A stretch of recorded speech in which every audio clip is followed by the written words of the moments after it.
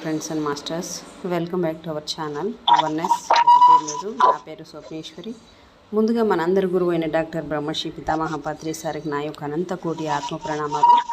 సత్యలోకవాసులకి, దివ్యలోకవాసులకి, మహాకారణ లోకవాసులకి, నక్షత్ర లోకవాసులకి, ఏంజల్స్కి, మహావతార్ బాబాకి, బుద్ధ భగవానుడికి, తండ్రి రేవంతా తండ్రికి, సదానంద యోగి మహారాజ్కి, మైకేల్ బాబాయ్కి, యూనివర్స్ నా కోసమై ఉన్న పంపిన తల్లి నిధిక ఏంజల్ తల్లికి, పరమ గురువు అయిన జగద్గురువు అయిన ఈశ్వగురువు అయిన తండ్రి మాస్టర్ సివివి మాస్టర్కి నా యొక్క ఆత్మ ప్రణామాలు. స్వాగతం, సుస్వాగతం. Welcome masters. అందరికీ పేరు పేరున వెల్కమ్. Thank you. మరి రోజులాగే ఈరోజు కూడా మరింత జ్ఞానాన్ని విజ్ఞానాన్ని షేర్ చేయడానికి శాంత మేడంకి వెల్కమ్ చేసుకుందాం. Madam welcome to session madam. Over to you madam. Shanta madam. Thank you madam. Thank you. ముందుగా మన గురువు గారు అయిన బ్రహ్మశ్రీ పితామహ పత్రి సార్ గారికి, స్వర్ణమాల పత్రి మేడం గారికి అనంత కోటి ఆత్మ ప్రణామాలు. విశ్వంలోని గురువులందరికీ కూడా ఆత్మ ప్రణామాలు, కృతజ్ఞతలు. మాస్టర్ గురువు అయిన సివివి గారికి అనంత కోటి ఆత్మ ప్రణామాలు, కృతజ్ఞతలు తెలియజేసుకుంటూ, రామ్తా మాస్టర్ గారికి, స్వప్నేశ్వర్ మేడం గారికి అనంత కోటి ఆత్మ ప్రణామాలు తెలియజేసుకుంటూ, నాకు సహకరిస్తున్న నా కుటుంబ సభ్యులకు, నాకు జన్మనిచ్చిన తల్లిదండ్రులు కూడా ఆత్మ ప్రణామాలు, కృతజ్ఞతలతో, వన్నెస్ వెస్టేజం టీవీ వ్యవస్థాపక స్వప్నేశ్వర మేడం గారికి కూడా నా అనంత కోటి ఆత్మ ప్రణామాలు, కృతజ్ఞతలు తెలియజేస్తున్నాను. ఈ రోజు హిమాలయ రహస్యాలు అన్న పుస్తకంలో పైలట్ బాబా అనుభవాల గురించి చెప్పుకుంటున్నాము. ఆయన గారి పైలట్ బాబా గారి ప్రెజెన్స్ తో థ్యాంక్ యూ. సహకరిస్తున్న మీ అందరికీ కూడా నా కృతజ్ఞతలు. నిన్నటి రోజు 32 అధ్యాయాలు అయిపోయినాయి.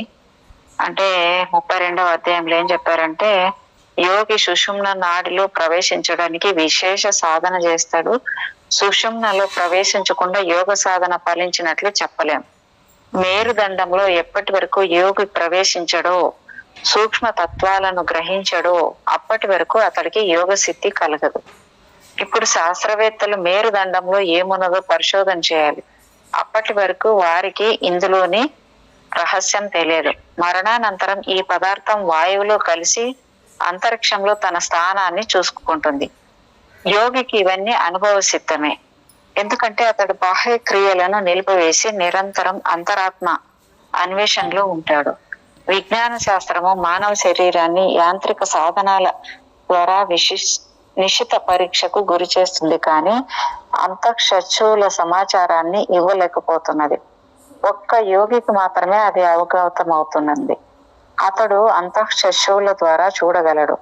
అంతరాత్మను గురించిన సంపూర్ణ జ్ఞానం వల్ల అది సాధ్యం అవుతుంది. ఇక్కడ 33వ చాప్టర్ సూక్ష్మతత్వము క్రియాయోగం గురించి ఇచ్చారు. మహత్తును సూక్ష్మానికి శూన్యం ఒక సంకేతం. ఏవైతే ఉన్నాయో అవి బాహ్యం కోసమే, బయట ఏవైతే ఉన్నాయో అవి నా కోసమే ఉన్నాయి. బాహ్య జగత్తు, అంతర్జగత్తు ఒకదానికొకటి పరిపూర్ణం చేస్తాయి. దృష్టి గోచరమైన దానినే విజ్ఞాన శాస్త్రం అన్వేషిస్తుంది.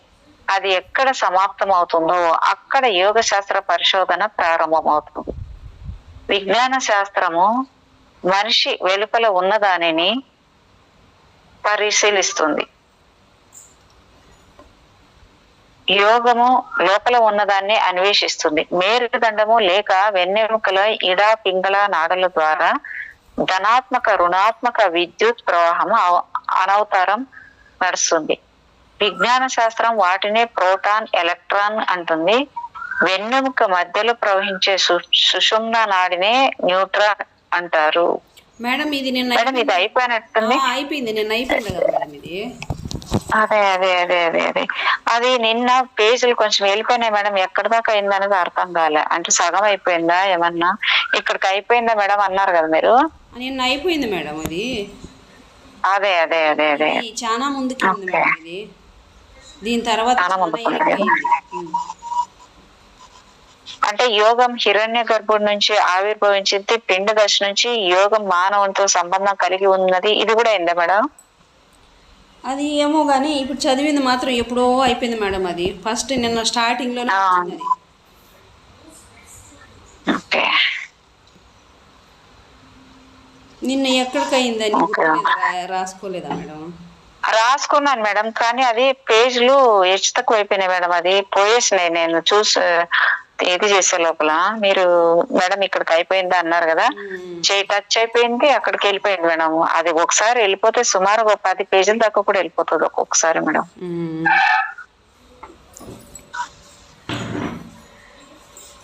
ఓకే. ప్రపంచంతో సంబంధాలు త్రెంపుకోలేని వారికి, యోగాభ్యాసాలు చేయలేని వారికి, సన్యాసానికి ప్రాధాన్యతనివ్వలేని వారికి క్రియాయోగం ఉపయోగపడుతుంది. ఆయా దశలను ఎలా ఎదుర్కోవాలో, ఎలా పురోభివృద్ధి సాధించాలో మనిషికి నేర్పుతుంది. యమ నియమాలు కూడా దీని క్రిందికి వస్తాయి. క్రియాయోగం ద్వారా విపత్కరంలోనూ స్థూలంలోనూ ఏకాగ్రత వస్తుంది. సూక్ష్మానికి సంబంధించిన విషయాలపైన చిత్తం నిలుస్తుంది. ఆనందంలో అహంకారం గోచరమవుతుంది. అంతరంగ ప్రకాశం ఆవరించిన చిత్తం అస్మితలో కనిపిస్తుంది. ఆత్మకు చిత్తానికి ఉన్న భేదాన్ని వివేకంతో గ్రహించవచ్చు. వీటన్నిటినీ తొలగించిన తర్వాత అసంప్రజ్ఞాత సమాధి సిద్ధిస్తుంది. క్రియాయోగానికి అదే పరాకాష్ట. ధ్యానం, ధారణ, సమాధి 3 యోగానికి అంతరంగ సాధనలు. నిర్బీజం సమాధికి బహిరంగ సాధన. మోక్షం, ముక్తి, బంధనము ఈ 3 అంతఃకరణ ధర్మాలు. పురుషుడు వాటికి ద్రష్ట. మనిషి ఈ 3 స్థితులలోనూ ఉంటాడు. దీని తాత్పర్యం ఏమిటంటే, మనిషి మొదట కష్టాల్లో ఉంటాడు, తర్వాత క్రియాయోగ సహాయంతో కష్టాల నుంచి విముక్తి పొందుతాడు.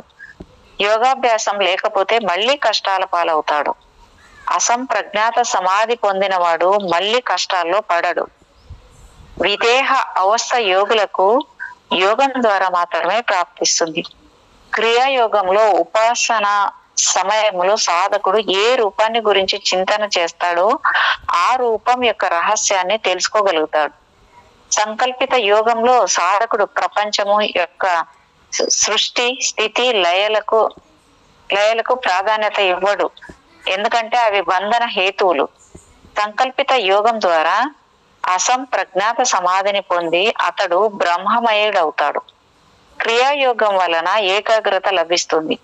ఏకాగ్రత వల్ల చిత్తంలో వివేకం, జ్ఞానం ఉత్పత్తి అవుతాయి. క్రియాయోగానికి మహాభారత కాలంలో అధిక ప్రభావం ఉండేది. తర్వాత కాలక్రమేణా అది శిథిలమవుతూ వచ్చింది.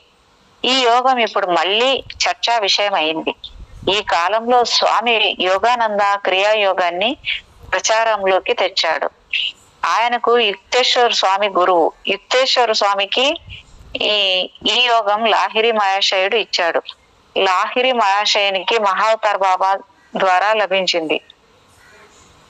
పురాణ ప్రసిద్ధుడైన కృపాచార్యులే మహావతార్ బాబా.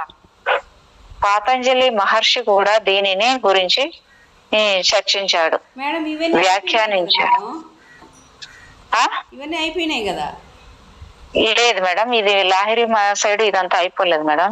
అంటే అది ముందు చెప్పాడు, కానీ కృపాచార్యులే మహావతార్ బాబాజీ అని అక్కడ. కానీ ఇది మళ్ళీ డీటెయిల్ గా ఇచ్చారు మేడం ఇక్కడ. అంటే ఈయనకి యోగానందికి ఎవరు ఇచ్చారు, తర్వాత యుక్తేశ్వర్కి ఎవరు ఇచ్చారు, మరి యుక్తేశ్వర్కి ఎవరు ఇచ్చారంటే లాహిరి మహాశయుడు, లాహిరి మహాశయుడికి మహావతార్ బాబాజీ. ఇలాగ వచ్చింది ఇది పరంపర. పురాణ ప్రసిద్ధుడైన కృపాచార్యులే మహావతార్ బాబా. పాతంజలి మహర్షి కూడా దీనిని గురించి చర్చించాడు, వ్యాఖ్యానించాడు. ఆయన తపస్వాధ్యాయ ఈశ్వర ప్రణితానాలనే క్రియాయోగం అన్నాడు. క్రియాయోగం వల్ల మానసిక చింతన సమాప్తమై ఒకే దిశలో పనిచేయటం ప్రారంభిస్తుంది. ఈ క్రియ ద్వారా శరీరాన్ని శూన్య స్థితిలోకి విమాన వేగంతో తీసుకొని రావచ్చని చెబుతాడు. ఏ వ్యక్తి అయినా 40 సెకండ్ల నుంచి 3 నిమిషాల లోపల మూర్ధన్య స్థితిని పొంది మనసును అదుపులో పెట్టుకోవచ్చు. మేడం ఈ పాయింట్ చాలా బాగుంది చూడండి. ఎట్లా మేడం? 40 సెకండ్ల నుంచి 3 నిమిషాల లోపల మూర్ధన్య స్థితిని ప్రయత్నం మేడం. మనం మనం అనుకుంటే మనం సాధించలేదంటే ఏది లేదు కదా. అట్లా అంటారా? ఓకే. ఆ ఆ. అంటే మనసుని మూర్ధన్య స్థితిని పొంది మనసును అదుపులో పెట్టుకోవచ్చు అంట. మనం ఎప్పుడన్నా మనకి ఏదన్నా ఇబ్బంది కలిగినప్పుడు ఇలాంటి ప్రయత్నం అయితే చేసుకోవచ్చు మేడం. తప్పకుండా. ఆ ఆ. నేను అన్ని క్రియలను తెలుసుకొనటానికి ప్రయత్నించాను. పతంజలి యోగాన్ని కూడా పరిశీలించాను. హఠ యోగాన్ని సాధన చేసి నాలో నేను ఐక్యమయ్యాను. మహర్షి పతంజలి బోధించిన యోగాన్ని సాధన చేయటానికి చాలా క్రమశిక్షణ కావాలి. సరళ సులభ రీతిలో సాధన చేసి ఎవరైనా భౌతిక ప్రపంచంతో సంబంధాన్ని తెంచుకొని సూక్ష్మాతి సూక్ష్మ స్థితి యొక్క జ్ఞానాన్ని పొందవచ్చు. యమ నియమాది అష్టాంగ యోగం ద్వారా మానవుడు చిత్త వృత్తులను నిరోధించుకుని ఎలా ఆత్మసిద్ధి పొందవచ్చో, శరీరంలోని షట్ చక్రాలను శోధించి స్థూల సూక్ష్మ కారణ శక్తుల్ని మేల్కొల్పవచ్చు పతంజలి వివరంగా సుబోధాత్మకంగా విశదపరిచాడు. సిద్ధులు కూడా ప్రాప్తిస్తాయన్నాడు. బాబా గోరఖ్నాథ్ తన విధానాన్ని మరొక రీతిలో వివరించాడు. అనేక కొత్త పద్ధతులను సూచించాడు. ఆయన హఠయోగం ద్వారా శరీరాన్ని తెరిచి లోపల ప్రవేశించి సూక్ష్మ శరీరాన్ని తెలుసుకుని బ్రహ్మాండ సంచారం చేయవచ్చని నిరూపించాడు. విభిన్న వ్యక్తులు వేర్వేరు మార్గాలను కనిపెట్టారు, కానీ వాటిలో మౌలికత లేదు. నా సాఫల్యతకు కారణం బాబా గోరఖ్నాథ్ పద్ధతులు ఏవైనా అన్ని యోగ క్రియలకు మాధ్యమం మానవ శరీరమే. అంతరంగ బాహ్య క్రియల సంయోగమే యోగం. యోగం బయట మనిషిని లోపలి మనిషితో కలుపుతుంది. భౌతికం నుంచి సూక్ష్మానికి తీసుకొని పోతుంది. భౌతిక రూపంలో ఉన్న భావాలకు సూక్ష్మగతి కల్పించి సూక్ష్మం నుంచి కారణంలోకి ప్రవహింపజేయడమే యోగం. అంటే అక్కడ కూడా ఇప్పుడు యోగం అనే చెప్తున్నారు కదా మేడం. ఈ యోగానికి ఎలా వెళ్ళొచ్చు అనేది ఈ విధంగా మనం అంటే మనిషి భౌతికంలో నుంచి పూర్తిగా భౌతిక ప్రపంచంతో మనం తెంచుకోవాలి బంధాలని. ఇవన్నీ కూడా అసూయ, ద్వేషము ఇలాంటివన్నీ పోయినప్పుడు మనకు ఆటోమేటిక్లీ ఈ పతంజలి మార్గాలు గాని, ఈ బాబాజీ యోగం గాని, మనకి సివివి యోగం గాని మనకి రావడానికి ఇది బాగుంది మేడం. నిజంగా అంటే సూక్ష్మం నుంచి కారణంలోకి ప్రవహింపజేయడమే యోగం. వివిధ యోగ మార్గాలను అభ్యసించే పలువురు మహాత్ములను నేను చూశాను. ఏమీ ప్రశ్నించకుండా వారి పద్ధతులను ఆమోదించాను. నా గురువుల వద్ద నేను నేర్చుకున్నది నాకు సరిపోయింది. నా ఆత్మవిశ్వాసం, దృఢ నిశ్చయం ఎప్పుడూ నాకు సహాయపడుతుంటాయి. హిమాలయాలు తత్వవేత్తగా, బోధకుడిగా నాకు ఉపకరించాయి. నేను ప్రకృతిని సన్నిహితంగా పరిశీలించి దాని నుంచి ఎన్నో నేర్చుకున్నాను.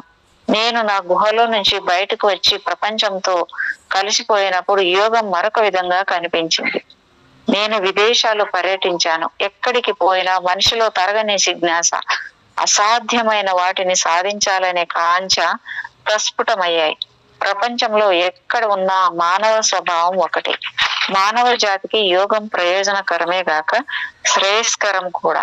శరీరానికి ఆత్మకు మధ్య ఉన్న వ్యత్యాసాన్ని యోగం తెలియజేస్తుంది. ఆత్మజ్ఞానం ద్వారా మనిషి బ్రహ్మాండాన్ని, బ్రహ్మజ్ఞానాన్ని తెలుసుకోగలుగుతాడు. తనలో దాగి ఉన్న నిగూఢ శక్తుల్ని అర్థం చేసుకుంటాడు. చిత్తశాంతిని పొందుతాడు. కోరికలన్నింటినీ వర్జించిన వానికి సంపదలు కూడా పెట్టాలనే ఆసక్తి ఉండదు. మతాచారాలపై శ్రద్ధ ఉండదు. కోరిక లేని మనిషి భోగి కాలేడు, యోగి కాలేడు. తపస్సు, సాధన, దాన ధర్మాలు, యజ్ఞాది కర్మలు కామనతోనే సాగుతాయి. మనిషి ఎన్నడూ ఏ కోరిక లేకుండా ఉండలేడు. మానవ అస్తిత్వానికి మూలం కోరికే. ధర్మం, అర్థం అన్ని దాని చుట్టే తిరుగుతుంటాయి. మనిషి యొక్క ఔన్నత్యానికి, పతనానికి కూడా కామనయే కారణం. కామనకు నీరు పోసి పెంచి పెద్ద చేసేది క్రోధాహంకారాలు. మనిషి ఆలోచనలను, అనుభూతులలోనూ నేను కామాన్ని గమనించాను. కామ వృక్షం సదా పచ్చగా ఏపుగా పెరుగుతూ ఉంటుంది. యోగి, భోగి కూడా దాని ఫలాలు భుజిస్తాడు. యోగి ఒకవైపు కామ విరక్తిని బోధిస్తాడు, మరొక వైపు స్వయంగా కామనపై ఆసక్తి చూపిస్తాడు. యోగి యొక్క కామన ప్రాపంచిక కామన వంటిది కాదు. అది సాగరంలో కలవాలని నదికుండే కోరిక లాంటిది. అద్దంపై దుమ్ము పేరుకుంటే అందులో ప్రతిబింబం కనిపించదు. అలాగే యోగి జ్ఞానం పైన కామన దుమ్ములా పేర్కొంటుంది. ప్రకృతి పురుషుల సంయోగంలో కామం ఉంది. కామ ఫలితంగానే విచ్ఛిన్నమైన అణువులు పునరుజ్జీవనం పొందుతాయి. ఏదో ఒక రూపంలో ప్రతి దానిలోనూ కామం క్రియాత్మకంగా ఉండటం నేను గమనించాను. లయ విలయాల్లో కామం యొక్క అణువులు చురుకుగా ఉంటాయి. ఇంద్రియ భోగాల్లో సంభోగాల్లో కామం ప్రగాఢంగా ఉంటుంది. కామాన్ని వక్రీకరించి వ్యాఖ్యానించటం వలన విశ్వం అధోగతి చెందుతున్నది. కామం ధర్మం యొక్క అదుపులో ఉంటే ఏ సమాజమైనా బాగుపడుతుంది. ధర్మబద్ధం కాని కామము సత్ఫలితాలను ఇవ్వదు. నేడు కామానికి అర్థం మారిపోయింది. పవిత్ర ప్రేమను భౌతిక ప్రేమగా దాని స్థాయిని దిగజార్చుతున్నారు. ఇచ్ఛాజ్ఞాన క్రియా మాధ్యమం ద్వారా కామ వాసన ఆత్మబోధలోను సృష్టి యొక్క లయ విలయాల్లోనూ మానవత్వ మహత్వపూర్ణ పాత్ర పోషిస్తుంది. యోగంలోను భోగంలోను కామము వక్రీకరించబడటం చూసి నేను మనస్తాపం చెందాను. భోగంలో కామానికి ఉన్న పాత్రను అర్థం చేసుకోవచ్చు, కానీ యోగంలో దాని వికృత రూపం అవమానకరంగా ఉంది. మనిషిని ఉన్నత స్థాయికి పంపడానికి బదులు అతని పతనానికి అది కారణమైంది. మనిషిని శారీరకంగా మానసికంగా ఆరోగ్యవంతుడిని చేయటమే యోగం యొక్క యథార్థ లక్ష్యం. మానవుని ఆలోచన సరళిపై అది ఉదాత్త ప్రభావం చూపుతుంది. మనిషిని కామరహితుడిని చేసి అతని ఆత్మను పరతత్వంలో లీనం చేస్తుంది. ఆత్మ సంయమనం, ఆత్మ విశ్వాసం, ఉన్నత భావాలు, సమదృష్టి, కామరహిత ప్రవృత్తి కల మనిషికి ఊర్ధ్వగతి లభిస్తుంది. అతడు పరమానంద సామ్రాజ్యాన్ని ఏలుకుంటాడు. సత్యం ఎరిగిన మనిషి ఎప్పుడూ దేని వల్ల కొలత చెందడు. అతనికి పరతత్వం మహతత్వం ఎరుకవుతుంది. అతడు భౌతికంలో నుంచి సూక్ష్మంలోకి, అందులో నుంచి కారణ స్థితిలోకి రాగలడు. అలాగే తిరిగి భౌతిక స్థితిలో మళ్ళీ రాగలడు. ఈ ప్రపంచం వల్ల అతనికి ఏమీ ప్రయోజనం ఉండదు. చరాచర జగత్తును సాక్షిగా మాత్రమే చూస్తాడు. అతని మానసిక స్థితి అతని భావాల్ని ప్రతిఫలిస్తుంది. అతని భావాలకు ఉన్న శక్తి వలన ఇతరుల భావాలను ప్రభావితం చేయగలడు. ఒకే రకమైన భావాల సమాగమం వలన చెప్పుకోదగిన మార్పులు సంభవిస్తాయి. మనిషి లోపల నిరంతరము భావాలు ప్రవాహంలో సాగుతుంటాయి. అంతరిక్షం లోపల కూడా భావ ప్రవాహం ఉంటుంది. ఈ రెండిటిలోనూ భావ తరంగాలు ప్లస్ మైనస్ల రూపంలో ప్రవహిస్తుంటాయి. అవి పరస్పర విరుద్ధ దిశలలో ప్రవహించేటప్పుడు సాంఘికంగా అరాజకత్వం ఏర్పడుతుంది. అవి సమదిశలో ఉంటే శాంతి సామరస్యాలు సమకూరుతాయి, ఆనందము నెలకొంటుంది. ఈనాటి పర్యావరణ కాలుష్యం వినాశక తరంగాలు సమ్మేళనం చెందిన ఫలితమే. ప్రతి చోట అవినీతి వంచన తాండవమాడుతున్నాయి. యోగం కూడా అవినీతి శక్తులకు బలి అవుతున్నది. కొంతమంది దాన్ని వ్యాపార వస్తువుగా మార్చివేశారు. అన్నీ ఇప్పుడు వ్యాపారమే. నాయకులు, యోగులు, దేవుడు కూడా నడి బజార్లో అమ్ముడుపోతుంటే అటువంటి దేశానికి భవితవ్యము ఉండదు. మనం మన మనస్సులను ప్రక్షాళన చేసుకుని ఈ కలుషిత వాతావరణాన్ని అధిగమించాలి. విలువలు, సంస్కృతి నశించి సర్వం చిన్నాభిన్నం అవుతున్న దేశంలో యోగం సరైన వ్యవస్థను నెలకొల్పి శాంతిని సమకూర్చగలదు. శాంత చిత్తుడు కష్టాలను ఎదుర్కొని అవరోధాలను అధిగమించి నియమబద్ధ జీవితం గడుపుతాడు. దాని ప్రభావము అందరిపైన, అన్నిటిపైన ఉంటుంది. దేశంలోని ప్రజలందరూ అనారోగ్యకర భావాలను పరిత్యజిస్తే దేశం పునరుజ్జీవం పొందుతుంది. ప్రస్తుతం కాలంలో యోగం వివిధ రూపాలలో మానవులకు అందుబాటులోకి వచ్చింది. యోగ సాహిత్యం అపారంగా వెలువడుతున్నది. యోగ సంస్థలు అసంఖ్యాకంగా వెలుస్తున్నాయి. యోగులు, మునులు ప్రపంచమంతా సంచరిస్తూ యోగాన్ని ప్రచారం చేస్తున్నారు. యోగం వ్యక్తిగత అనుభవానికి సంబంధించిన విషయం కనుక మనిషి మాత్రమే దీని వల్ల కలుగుతున్న ప్రయోజనం ఏమిటో చెప్పగలడు. విధానం ఒకటే అయినా యోగ క్రియ ప్రభావము వేర్వేరు వ్యక్తులపై వేరువేరుగా ఉంటుంది. మీరు యోగాభ్యాసం చేస్తుంటే మొట్టమొదట అది ఏ రకమైన యోగమా గుర్తించాలి. అది భౌతిక యోగమా, మానసిక యోగమా, ఆత్మ యోగమా తెలుసుకోవాలి. భౌతిక యోగం అయినట్లయితే యమ నియమాలు, ఆసనాలు సరిపోతాయి. శరీరాన్ని ఆరోగ్యంగా ఉంచటానికి అవి చాలు. వీటికి ప్రకృతియే రూపకల్పన చేసింది. పక్షుల నుంచి, జంతువుల నుంచి ఆసన పద్ధతులు ఉద్భవించాయి. ఈ ప్రకృతి విధానాలను మనం అనుసరిస్తే రోగాలంటూ ఉండవు. యోగం అన్ని రోగాలను నివారణ చేస్తుంది. ఇప్పుడు యోగం అంటే భౌతిక వ్యాయామం అయిపోయింది. యోగ సంస్థలన్నీ ఆసనాలను మాత్రమే నేర్పుతున్నాయి. ఆరోగ్యానికి ఆసనాలు అవసరమే. రోగం లేకుండా శరీరం ఆరోగ్యంగా ఉంటే ఆనందం కలుగుతుంది. కానీ అంతటితో ఆగిపోకూడదు. క్రియాయోగము మనిషిని భౌతికంగా, మానసికంగా, ఆధ్యాత్మికంగా అభివృద్ధి చేస్తుంది. మానసిక యోగం అభ్యసించేటప్పుడు భౌతిక శరీరంపై ధ్యాస ఉండకూడదు. అప్పుడే మనసు ప్రశాంతమవుతుంది. మనిషి మనస్సు ఎప్పుడు నిశ్చలంగా ఉండదు. చంచలత్వమే దాని స్వభావం. ఎడ తెగకుండా ఆలోచనలు వస్తూనే ఉంటాయి. జ్ఞానేంద్రియాలు, కర్మేంద్రియాలు మనస్సును ఆలోచనాత్మకం చేయటంలో సహకరిస్తాయి.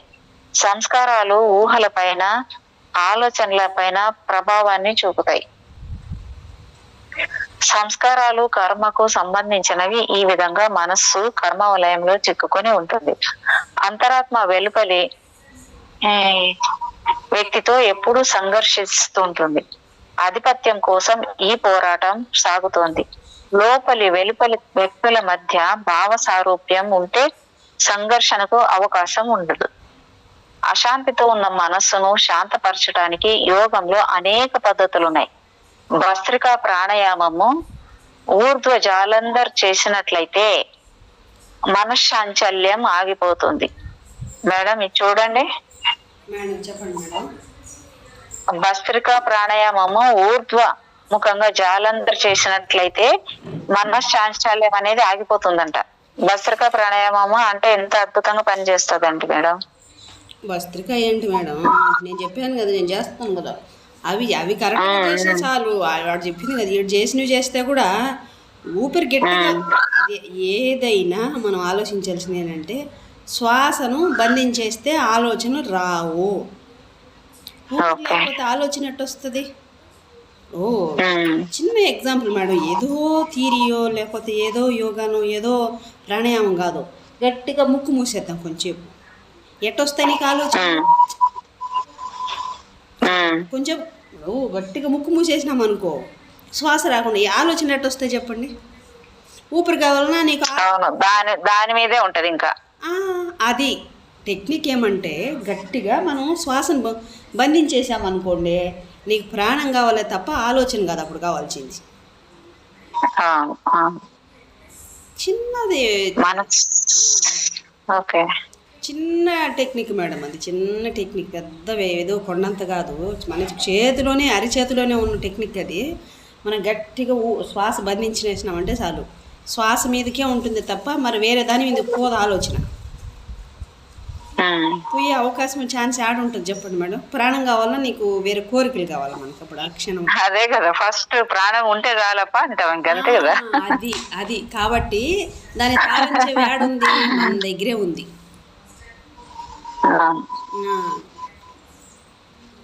మనసు శాంతిస్తుంది. తర్వాత మనిషి ఆనందంలో లీనమైపోతాడు. ఈ ఆనంద అనుభూతి సాటి లేనిది. నిజమైన యోగంలో ఇది ఒక చిన్న భాగం. రెండవ దశ ఆధ్యాత్మిక యోగం. ఈ యోగంలో సాధకుడు సమాధిలోకి వెళతాడు, ఆత్మను గుర్తిస్తాడు. అంతరంగంలోకి వెళ్ళినప్పుడు మనస్సు నిశ్చలమైపోతుంది. అంతరంగానికి బాహ్యానికి ఐక్యత ఏర్పడుతుంది. ఆత్మలో లీనమైన జీవుడు పరమాత్మను తెలుసుకుంటాడు. జగత్తును, జీవేశ్వరులకు ఉన్న సంబంధము అర్థమవుతుంది. ఆత్మ పరమాత్మతో కలియటంలో యోగం యొక్క లక్ష్యము సిద్ధిస్తుంది. సంకల్పానికి బలం చేకూరుతుంది. మరణాన్ని కూడా శాసించగలుగుతాడు. అయితే ఇందుకు చాలా అభ్యాసం కావాలి.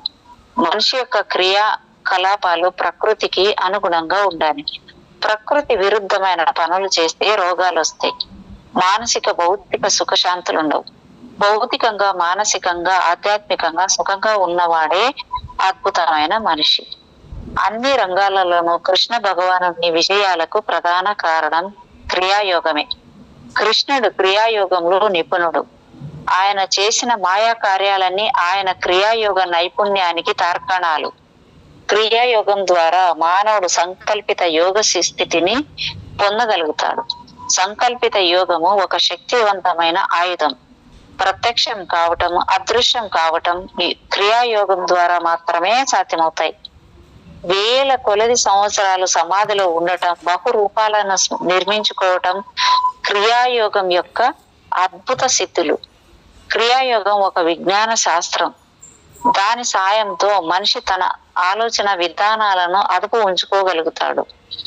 యోగాన్ని బోధించేవారు సులభంగానే దొరుకుతారని, కానీ క్రియాయోగం తెలిసిన వారు చాలా అరుదుగా కనిపిస్తారు. క్రియాయోగానికి ఒక ప్రత్యేక సూత్రము, నిర్వచనము ఉన్నాయి. దాని విధానం విశిష్టమైనది. దేవుడే స్వయంగా దాన్ని ఉపదేశించాడు. దాని మహర్షులు ప్రచారంలోకి తెచ్చారు. ఇప్పటి వరకు దాని గురించి ప్రామాణిక రూపంలో గ్రంథం ఏదీ లేదు. దశాబ్దాలుగా నేను దేశ విదేశాల్లో పర్యటిస్తున్నాను. క్రియాయోగంలో ఆసక్తి కనబరిచే వారిని చూసి ఆశ్చర్యపోయాను. ఈ సమస్యను ఎలా పరిష్కరించాలని మహావతార్ బాబాను చాలా సార్లు అడిగాను. కానీ ఆయన సమాధానం ఇవ్వకుండా నవ్వి ఊరుకొన్నాడు. విశ్వశాంతి కోసం ఉద్యమం ప్రారంభించాలని ఉందని ఒకనాడు బాబాతో చెప్పాను. ఆయన మళ్ళా నవ్వి కాలాన్ని కలిసిరా నీవు అన్నాడు.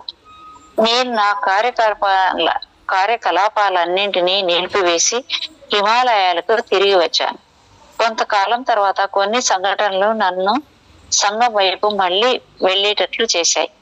నా సందిగ్ధ పరిస్థితిని చూసి మహావతార్ బాబా చిన్నగా నవ్వి, వెళ్ళు, నేను ఆశీర్వదిస్తాను అన్నాడు. నేను కవితలు, నవలలు, నాటకాలు రాయగలను, కానీ కొన్ని దశాబ్దాలుగా నేనేమీ వ్రాయలేకపోయాను. ఏదో ఒకటి వ్రాయాలనిపించినా కలం కదలడం లేదు. కారణం తెలియలేదు.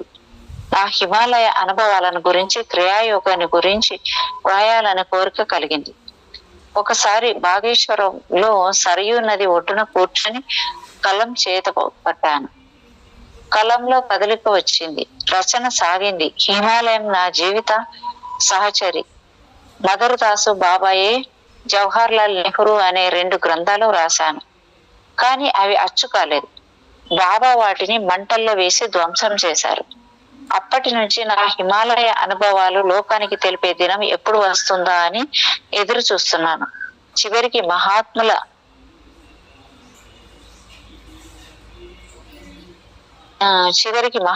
ఆశీర్వాదాలతో నా అనుభవాలను ఈ పుస్తక రూపంలో మీ ముందు ఉంచుతున్నాను.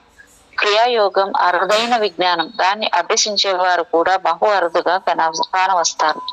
హిమాలయ మహర్షులు వారిని రక్షిస్తుంటారు. స్వార్థపరుడు, వంచన చేసేవాడు ఎన్నడూ దీన్ని అభ్యసించలేడు. అవసరం వచ్చినప్పుడు హిమాలయమే తన ప్రతినిధిగా పంపి ఆ యోగాన్ని ఉపదేశింపజేస్తుంది.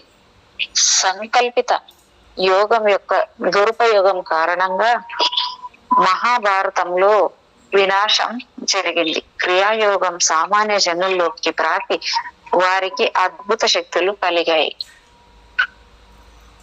దాని వలన మహాభారత కాలంలో విలయ తాండవం జరిగింది. కృష్ణుడు మృతి చెందటానికి కూడా క్రియాయోగమే కారణం. ఆ యోగ ప్రభావము అధికమవటం వల్లనే యాదవులంతా నశించారు. మహాభారత యుద్ధానంతరము క్రియాయోగం దాదాపు శూన్యమైపోయింది. ఇప్పుడు 5,000 సంవత్సరాల తర్వాత మళ్ళీ మనుషులు ఈ యోగంలో ఆసక్తి చూపుతున్నారు. ఈనాటి మానవుడు అంతా త్రుటిలో జరిగిపోవాలనుకుంటాడు. వెంటనే ఫలితం రావాలని ఆశిస్తాడు. కానీ కష్టపడకుండా ఏదీ సాధ్యం కాదు.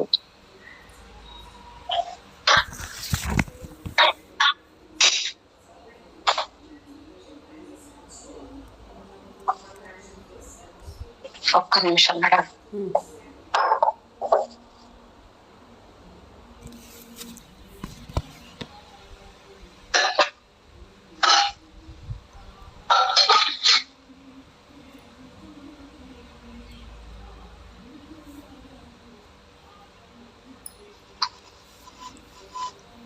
కష్టపడకుండా ఏది సాధ్యం కాదు. దీర్ఘకాల సాధన అవసరమని గుర్తించాలి. క్రియాయోగాన్ని కొందరు తమ వద్ద సురక్షితంగా భద్రపరిచి ఉంచారు.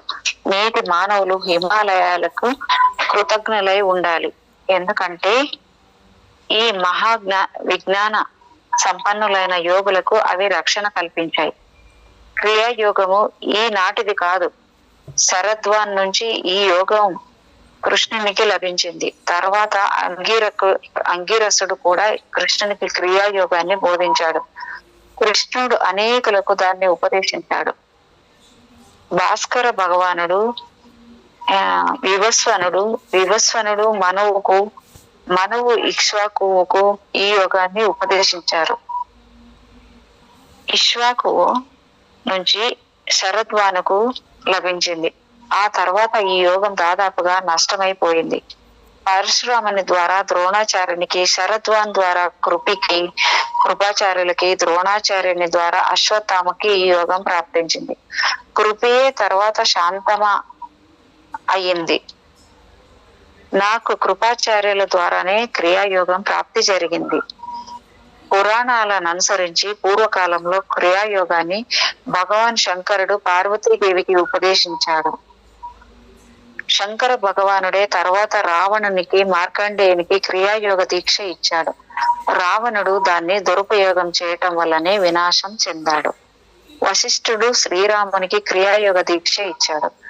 ప్రియవ్రతునికి, ప్రహ్లాదునికి కూడా క్రియాయోగ జ్ఞానం ఉంది. భీష్మ పితామహునికి, మహాభారతంలోని అనేక వ్యక్తులకి క్రియాయోగం తెలుసు.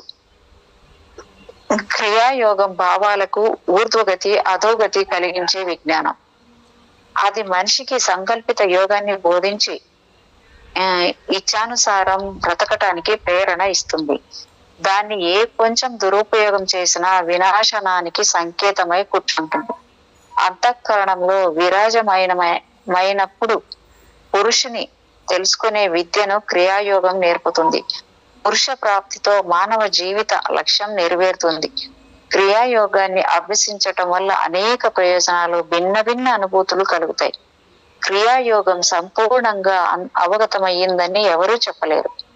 సాధకులు ఆత్మ సాక్షాత్కారానికి, ఆత్మాభివృద్ధికి అనేక సూత్రాలను కనిపెట్టారు. క్రియాయోగాన్ని పొందటానికి పాత్రత, యోగ్యత ఉండాలి. అది గుప్త విద్య, ఎవరికి పడితే వారికి చెప్పేది కాదు. అర్హత ఉన్నదని నిరూపించుకున్న వానికే జ్ఞానోపదేశం జరుగుతుంది. అర్హులైన వారికే ఋషులు, మునులు ఈ యోగాన్ని ఉపదేశిస్తారు. క్రియాయోగంలో మణిపూర చక్రం పైన భావాలను ఏకాగ్రపరిచి ధ్యానిస్తారు. ఆ నాభి చక్రంలోని శక్తిని ఆవాహన చేస్తారు. బాహ్య జగత్తుతో బంధాలను తెంచుకొనడానికి ఆ శక్తి సహాయపడుతుంది. మనోభావాలను దిశను మార్చడానికి భస్త్రికా ప్రాణాయామం చేసి తర్వాత 2 ముక్కు రంధ్రాల నుంచి దీర్ఘ శ్వాసను తీసుకొని కుంభకం చేసి శరీరంలోని అన్ని స్నాయువుల పైన వాయు ప్రభావం కలిగిస్తూ నాభిస్థానాన్ని చేర్చి ఏకం చేయాలి. దాని వలన ప్రాణాపాన వాయువులు సూక్ష్మ రూపంలో సమైక్యమైనందున శరీరంలో గొప్ప మార్పు వస్తుంది. అంతరాత్మకు అనుగుణంగా వాయు సంచారం జరుగుతుంది. శరీరం ఆత్మ ప్రకాశంతో వెలుగుతుంది. పంచప్రాణాలు సమన్వయం చెంది సమైక్యంగా పనిచేస్తాయి.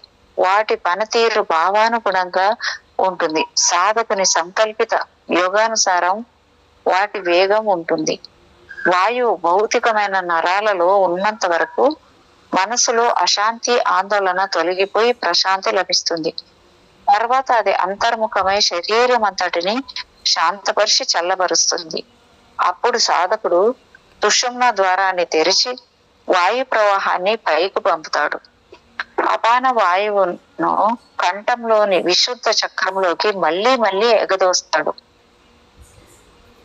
తర్వాత కుండలిని వెన్నెముకలోనికి విడుదల చేస్తాడు. కుండలిని శక్తి సుషుమ్న నాడిలో ప్రవహించటం ప్రారంభం కాగానే సాధకుడు బంధాలు, ముద్రల ద్వారా దాన్ని నిరోధించి అనుభూతులు పొందుతాడు. తనలోని దివ్యత్వంలో లీనం కాగానే సాధకునికి దివ్యకాంతులు అనుభవంలోకి వస్తాయి. ప్రపంచం స్వర్ణకాంతి పరివేష్టితమై కనిపిస్తుంది. అదే ఆధ్యాత్మిక ప్రగతి ఇచ్చే కానుక. ఈ ప్రపంచంలో ప్రవేశించినప్పుడు సాధకుడు అంతిమ లక్ష్యానికి అతి చేరువ అవుతాడు. ఈ విధానాన్ని అనునిత్యము సాధన చేయటం వల్ల ఇచ్ఛాశక్తి పెరుగుతుంది. తన భావాలను అదుపు చేయటంలో విజయం సాధిస్తాడు. ఆ విధంగా సంకల్పిత యోగ స్థితిని పొందుతాడు. తన భావ తరంగాల శక్తితో అసాధ్యమైనది సుసాధ్యం చేయగలుగుతాడు. భావాలను, శారీరక క్రియలను నిలిపివేసి సమాధిలో ప్రవేశించగలడు. తన ఇష్టానుసారం సమాధిలోకి వెళ్లి బయటకు రాగలడు. క్రియాయోగాన్ని సమగ్రం చేయడానికి దాన్ని 7 దశలుగా విభజించాను. యోగంలో ఆసనాలకు అంత ప్రాముఖ్యం లేకపోయినా కొన్ని ఆసనాలు అవసరమేనని నేను భావిస్తాను. ఆసనాలు శరీరాన్ని ఆరోగ్యంగా ఉంచుతాయి. శరీరం ఆరోగ్యంగా ఉంటే సాధకునికి ముందు వెళ్ళేందుకు ఉత్సాహం కలుగుతుంది. ఆసనాలు, ముద్రలు, బంధాలు యోగంలో భాగాలు. ఈ మూడిటి సహాయంతో మనిషి తన శరీరాన్ని, ఆరోగ్యాన్ని ఉంచుకొని ఏ లోకానికైనా వెళ్ళగలడు. క్రియాయోగాన్ని ప్రారంభించే ముందు శరీరాన్ని సిద్ధపరచడానికి ఈ వ్యాయామాలు అవసరం. అందుకే ఆసనాలు వేయాలి. మొదట నిలబడి ఉండి చేతులను ముందుకు చాపాలి. 5 సార్లు పిడికిళ్ళు మూయటం, తెరవటం చేయాలి. ముందుకు చాపాలి. 5 సార్లు పిడికిళ్ళు మూయటం, తెరవటం చేయాలి. తర్వాత చేతులు జోడించి నడుం క్రిందికి 4-5 సార్లు వంగి లేవాలి. ఆ తర్వాత చేతులు చాపి మోచేతుల వరకు మడిచి భుజాలను తాకించాలి. ఇది కూడా 5 సార్లు చేయాలి. చేతులను ఎడమ నుంచి కుడికి, కుడి నుంచి ఎడమకు ఊపండి. శ్వాస తీసుకుని విశ్రాంతి తీసుకోండి. నిలబడి కాళ్ళను ఎడంగా పెట్టండి. చేతులను పైకెత్తి ముందుకు వంగండి. కాలి బొటన వేళ్ళను తాకి మళ్ళీ పైకి లేవండి. చేతులను తొడలపై పెట్టి వెనక్కి వంగండి. అలా 5 సార్లు చేయండి. తర్వాత శీర్షాసనం చేయాలి. కూర్చుని మూలబంధం, ఉడ్డీయాన బంధం చేసి హస్తపాద అంగుష్ట ఆసనం వేయాలి.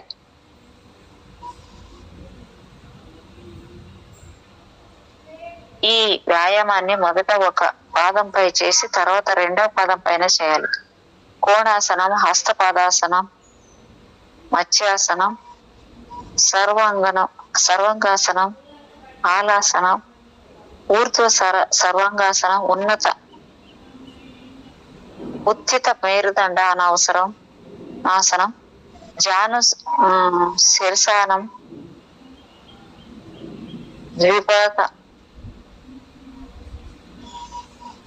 ద్విపాద వక్రాసనం వేసి శరీరాన్ని వేడెక్కించి శక్తి చాలని ముద్ర, అశ్విని ముద్ర, ధౌళి క్రియ ద్వారా అపాన వాయువును పైకి లేపి ఉడ్డీయన బంధం వేయాలి. తర్వాత ఊర్ధ్వ జాలంధర బంధం వేసి ధ్యానంలో కూర్చోవాలి. అప్పుడు సఫలత ప్రాప్తిస్తుంది. ఆసనాలు అనేకం ఉన్నాయి, కానీ నేను పైన వర్ణించినట్టు చేస్తే చాలు, శరీరం బాగుపడుతుంది. శరీరానికి వేడి కల్పించే వ్యాయామం చేయకుండా అంతరంగ యోగ పద్ధతులను ప్రారంభించకూడదు. పరిశుద్ధమైన, స్వచ్ఛమైన వాతావరణం కూడా తప్పకుండా కావాలి. మూలబంధం, ఉడ్డి జాలంధర్ బంధం, మహాబంధం శరీరంలో అన్ని భాగాలను ప్రభావితం చేయడానికి అవసరం. మూలాధారం, ఉడ్డీయన బంధం చేయకుండా ఆసనాలు గాని ప్రాణాయామం గాని ఆచరించకూడదు.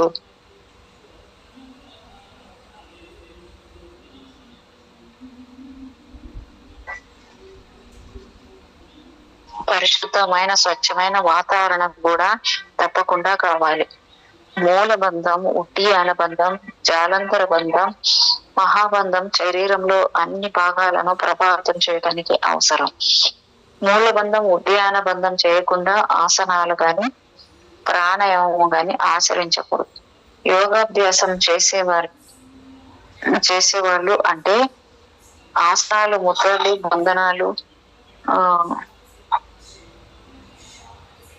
బంధనాలు వేసేవాళ్ళు పొట్టకు సంబంధించినవి సమస్యలు వస్తున్నాయని చెప్పడం విన్నాను. రక్తపు పోటు అధికమవటం, రక్త సంబంధమైన రోగాలు రావటం, గొంతుకు సంబంధించిన వ్యాధులు వస్తున్నాయని విని విచారించాను. వారికి సరైన మార్గం చూపే వాళ్ళు లేని కారణంగా వారి విధంగా రోగగ్రస్తులు అవుతున్నారు.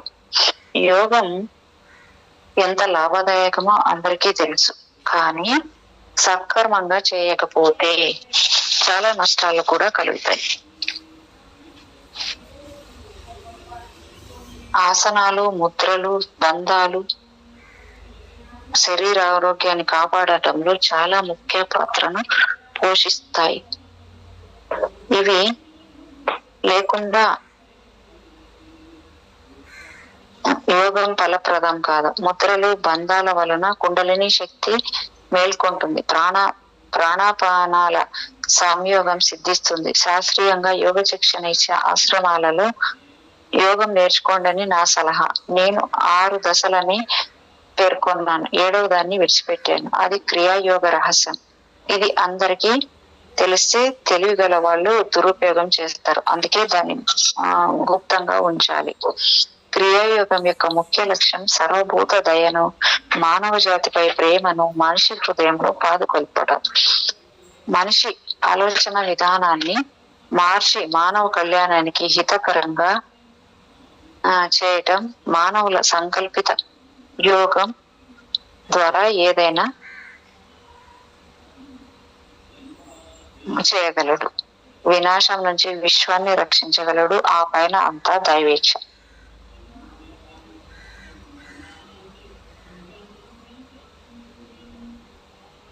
Madam,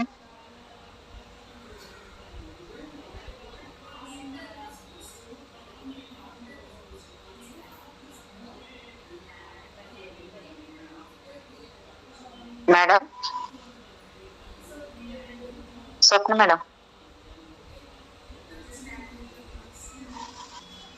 Swapna madam,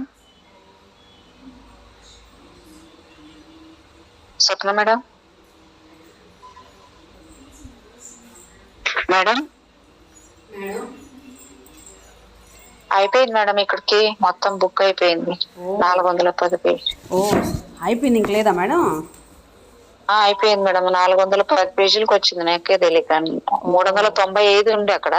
okay okay okay madam. Okay, thank you madam.